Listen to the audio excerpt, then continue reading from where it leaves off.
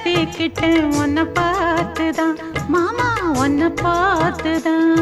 அடமுத்து நக்கு இருக்கு மொத்தமும் தெளிய முறையிடலாமோ?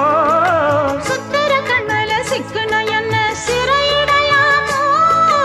எத்தனை நாள் இப்படி நான் எங்கிறது? பொட்டு வச்சு பூ முடிக்கும் நாள் இருக்கு. புது வளையல அரைச்சு தொண்டையில தான் நினைச்சு மாமன் கிட்ட பேச போற மணிக்கணக்கா.